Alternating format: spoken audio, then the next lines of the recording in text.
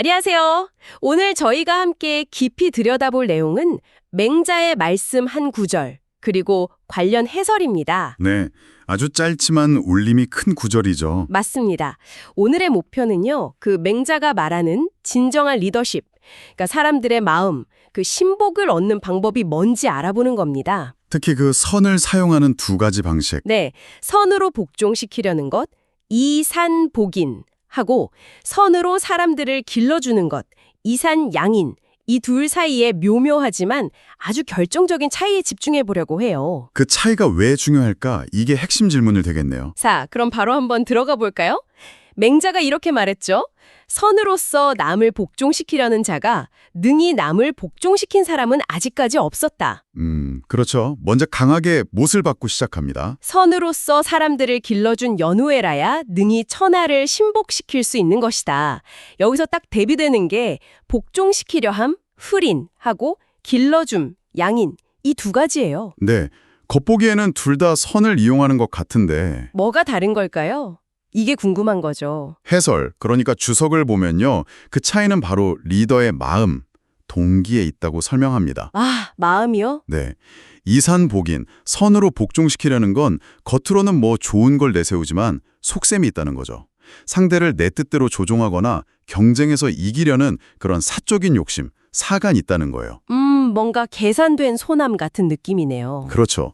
맹자는 이런 방식으론 절대 진정한 마음, 신복을 얻지 못한다고 본 겁니다. 그럼 반대로 그 이산양인, 선으로 기른다는 건 어떤 건가요? 이걸 완전히 다릅니다. 사람들의 어떤 성장, 발전을 순수하게 돕고 함께 더 좋은 방향으로 가려는 마음. 그러니까 공적인 마음, 공에서 시작하는 거죠. 아하, 개인의 이익보다는 공동체 전체의 선을 생각하는 마음이랄까요? 맹자는 오직 이 길만이 사람들이 마음 깊이 따르는 신복을 얻는 길이라고 강조한 거고요. 아, 그렇군요. 그러니까 겉으로 뭐 선함을 보여주는 게 다가 아니고 그 밑바탕에 깔린 진짜 의도.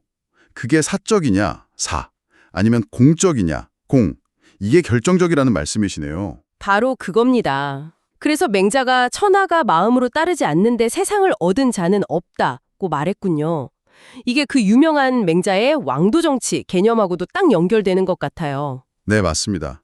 힘이 아니라 덕과 어떤 보살핌으로 백성들의 자발적인 지지를 얻는 정치.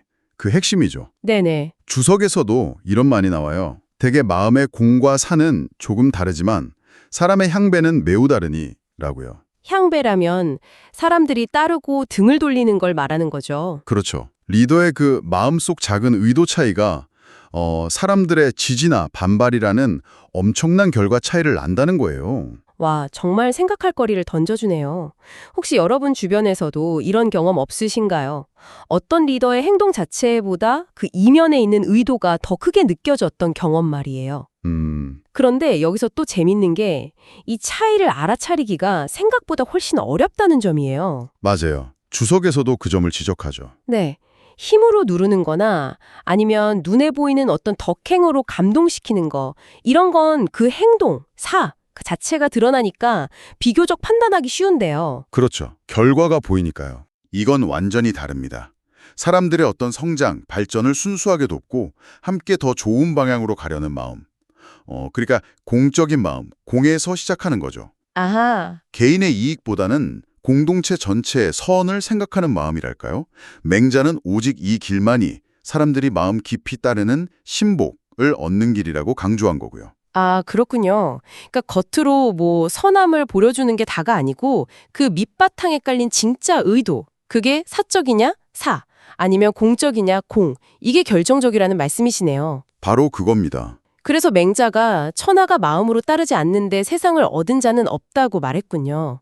이게 그 유명한 맹자의 왕도정치 개념하고도 딱 연결되는 것 같아요. 네, 맞습니다. 힘이 아니라 덕과 어떤 보살핌으로 백성들의 자발적인 지지를 얻는 정치, 그 핵심이죠. 네네. 주석에서도 이런 말이 나와요. 대개 마음의 공과 사는 조금 다르지만 사람의 향배는 매우 다르니 라고요. 향배라면 사람들이 따르고 등을 돌리는 걸 말하는 거죠. 그렇죠. 리더의 그 마음속 작은 의도 차이가 사람들의 지지나 반발이라는 엄청난 결과 차이를 난다는 거예요. 와, 정말 생각할 거리를 던져주네요. 혹시 여러분 주변에서도 이런 경험 없으신가요? 어떤 리더의 행동 자체보다 그 이면에 있는 의도가 더 크게 느껴졌던 경험 말이에요. 그런데 여기서 또 재밌는 게 이 차이를 알아차리기가 생각보다 훨씬 어렵다는 점이에요. 맞아요. 주석에서도 그 점을 지적하죠. 네, 힘으로 누르는 거나 아니면 눈에 보이는 어떤 덕행으로 감동시키는 거, 이런 건 그 행동, 그 자체가 드러나니까 비교적 판단하기 쉬운데요. 그렇죠. 결과가 보이니까요. 이건 마음속의 문제라서 분간하기가 훨씬 까다롭다는 거죠. 왜 그럴까요? 그건 바로 이게 겉으로 드러난 행동, 즉 사의 문제가 아니라 보이지 않는 마음, 심, 그러니까 의도의 문제이기 때문이죠. 아, 그 깊은 속마음의 문제라서. 네. 그래서 리더뿐만 아니라 관계를 맺는 우리 모두가 계속 스스로를 좀 돌아봐야 하는 거예요. 내 행동의 진짜 동기는 뭐지? 저 사람 행동의 진짜 의도는 뭘까? 이런 질문들이죠. 예를 들면 누가 나한테 친절을 베풀 때 이게 진짜 순수한 호의, 그러니까 양인의 마음일까? 아니면 뭔가 다른 목적이 있는 계산된 행동, 복인일까? 네. 구분하기가 쉽지 않죠, 사실. 이게 우리에게 던지는 질문인 것 같아요. 여러분은 다른 사람, 혹은 어쩌면 자기 자신의 진짜 속마음을 어떻게 알아챌 수 있을까요? 자, 오늘 맹자의 말씀을 통해서 우리가 얻을 수 있는 핵심 메시지는 이거 같습니다.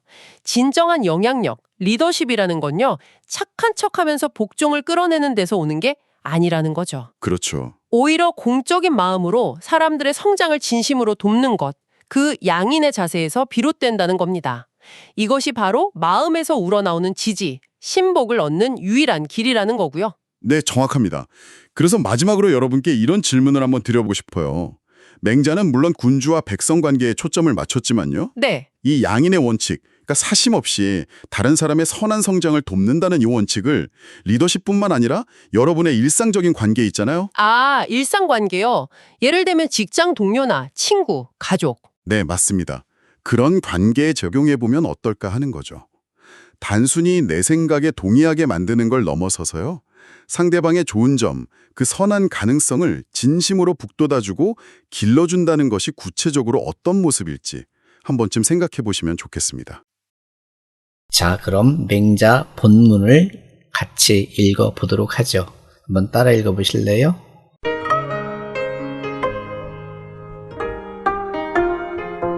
(16장을) 보세요. 맹자왈 이선 복인자는 미유능 복인자야님